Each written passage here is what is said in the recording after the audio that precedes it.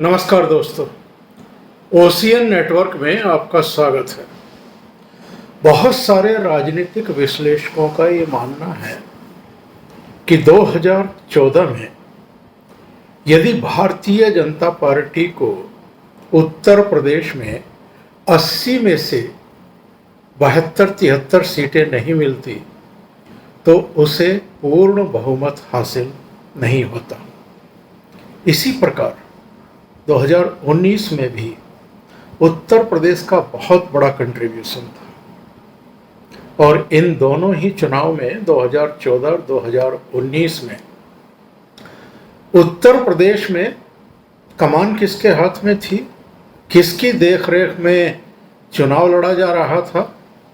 ये तो ठीक है कि 2014 तक योगी आदित्यनाथ उत्तर प्रदेश के मुख्यमंत्री नहीं बने थे और 2017 में जाकर के वो मुख्यमंत्री बने, लेकिन 2014 और 2017 दोनों में ही अमित शाह की बहुत अहम भूमिका रही थी।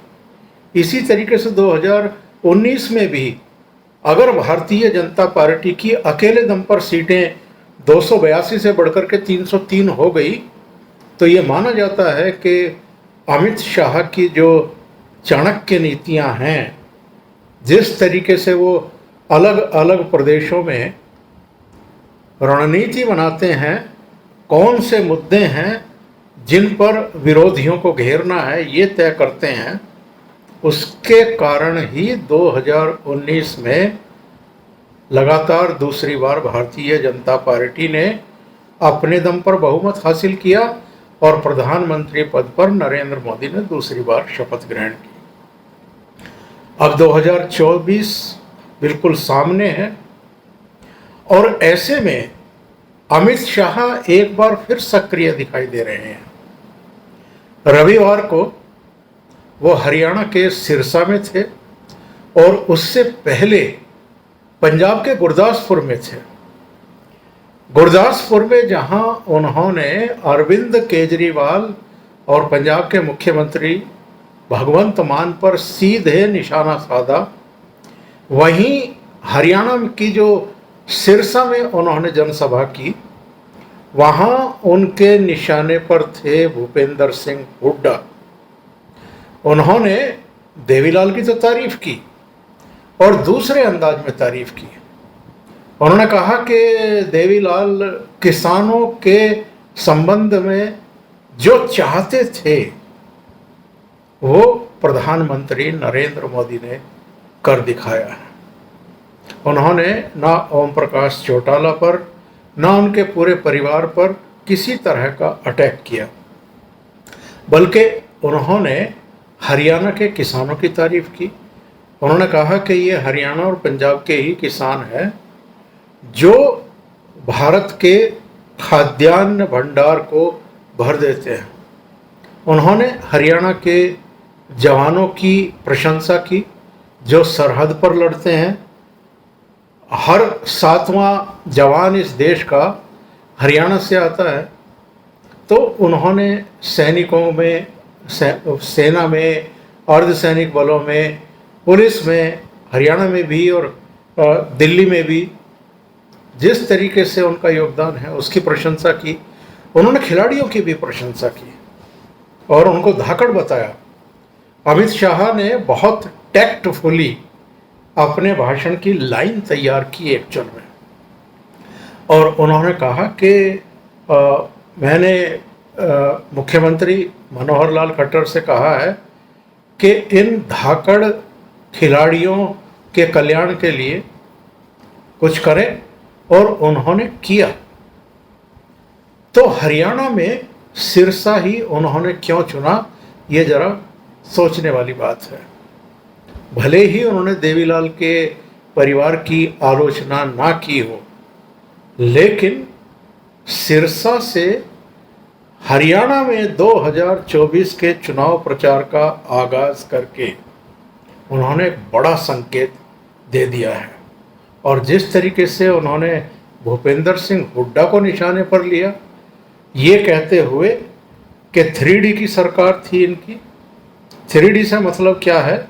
3D से मतलब है दामाद यानी रॉबर्ट वाड्रा, दरबारी यानी जो इनके चहेते थे और जो 10 जनपद के चहेते थे उनकी भी भलाई, और तीसरे जो डीलर हैं यानी जो कॉलोनियाँ काटने वाले हैं, जो डेवलपर वगैरह हैं, तो उनकी सरकार चल रही थी। और भूपेंद्र सिंह हुड्डा पर दूसरे तरीके से भी उन्होंने कई तरह के वार किए। उधर पंजाब में उन्होंने भगवंत मान पर यह कहते हुए तंज कसा कि क्या वो अरविंद केजरीवाल के पायलट बन गए हैं। जहाँ भी अरविंद केजरीवाल को जाना होता है पूरे देश में, किसी भी प्रदेश की राजधानी में जाना होता है, तो वो अपना हेलीकॉप्टर लेकर के दिल्ली पहुंच जाते हैं और दिल्ली से अरविंद केजरीवाल को लेकर के कभी कलकत्ता, कभी मुंबई, कभी दूसरी जगहों पर उनको लेकर के जाते हैं। तो क्या उनके पायलट बन गए हैं या पंजाब के मुख्यमंत्री ही हैं? तो ये बहुत बड़ा हमला है अरविंद केजरीवाल पर भी और भगवंत मान पर भी। उन्होंने ये भी सवाल खड़ा किया कि महिलाओं को 1000 रुपया देने की बात हो रही थी, अभी तक भी दिया नहीं गया है। कई दूसरी बातें भी कही हैं। लेकिन मैं यहाँ ये एक प्रश्न उठाना चाहता हूँ कि अमित शाह ने पंजाब और हरियाणा की जिम्मेदारी अपने कंधों पर क्यों ले ली है? क्योंकि जितना कुछ पिछले 6 महीने में हुआ है और इससे पहले भी होता रहा है, मत भूलिए कि जो 13 महीने का दिल्ली में आंदोलन चलाया गया था किसानों के नाम पर 3 कृषि कानूनों के खिलाफ, उसमें मैक्सिमम जो किसान थे वो पंजाब से आए थे या हरियाणा से आए थे। यानी कुंडली बॉर्डर और टीकरी बॉर्डर ये ज़्यादा गर्म थे। गाजीपुर बॉर्डर तो तब गर्म हुआ जब राकेश टिकैत को गिरफ्तार करने की कोशिशें हुई थी और वो टेलीविज़न माइकों पर रो पड़े थे। उसके बाद फिर राकेश टिकैत के समर्थन में अजीत सिंह की पार्टी, अरविंद केजरीवाल से लेकर के अकाली दल, इंडियन नेशनल लोक दल, सब पहुंचने लगे, कांग्रेस भी पहुंचने लगी। तो उसके बाद वो नेता बने, फिर उनको आगे कर दिया गया। और जो पंजाब की लीडरशिप थी, दर्शनपाल वगैरह, राजेवाल वगैरह, वो सब थोड़ा पीछे हट गए। उनको लगा कि यही ठीक रहेगा। और राकेश टिकैत ने उस समय किस किस तरह के बयान दिए, बक्कल उतारने से लेकर के पता नहीं क्या क्या, उसके चलते वो इस देश के बुद्धिजीवियों के निशाने पर भी आए। तो मेरा ये कहना था कि हरियाणा और पंजाब को संभालने की जिम्मेदारी दोनों राज्यों में कुल मिलाकर के 23 सीटें हैं और 7 सीटें हम दिल्ली की भी लगा लें तो ये 30 सीटें बैठती हैं। इनकी जिम्मेदारी जिस तरीके से अमित शाह ने ली है उसके एक बड़े संकेत हैं। इन पहलवानों के आंदोलन के बाद, इससे पहले वो खाप पंचायतों पर आधारित किसान आंदोलन दिल्ली का हो, हरियाणा का हो, वो सब एक्चुअल में एक गोलबंदी है। हरियाणा में भी, दिल्ली में भी, पंजाब में भी। और ये प्रधानमंत्री नरेंद्र मोदी को नुकसान पहुंचाने की एक चेष्टा है। अब अगर अमित शाह सिरसा से शुरुआत करते हैं हरियाणा में 2024 के लोकसभा चुनाव प्रचार की, इसी तरीके से अगर पंजाब में गुरदासपुर से करते हैं जहां से Sunny Deol member of parliament हैं, सनी देओल को लेकर के हालांकि लोगों को नाराज़गी भी काफ़ी है कि वो यहाँ दिखाई ही नहीं देते हैं, पर गुरदासपुर ऐसी सीट है, पहले विनोद खन्ना जीतते रहे भारतीय जनता पार्टी के टिकट पर, अब सनी देओल जो है वो वहाँ से मेंबर ऑफ पार्लियामेंट। तो भारतीय जनता पार्टी गुरदासपुर की सीट को किसी भी हालत में खोना नहीं चाहती है। और गुरदासपुर का मतलब ये नहीं है कि केवल गुरदासपुर की सीट जीतना चाहती है। एक समय था जब भारतीय जनता पार्टी वहाँ से 3 सीटें भी जीती थी अकालियों के साथ जब उनका गठबंधन था। तो इस समय अकालियों के साथ फिर से गठबंधन को लेकर के चर्चाएं चल ही रही हैं, क्योंकि प्रकाश सिंह बादल का जब निधन हुआ तो खुद प्रधानमंत्री नरेंद्र मोदी उनकी अंतिम क्रिया से पहले उनको श्रद्धा सुमन अर्पित करने के लिए चंडीगढ़ पहुंच गए थे।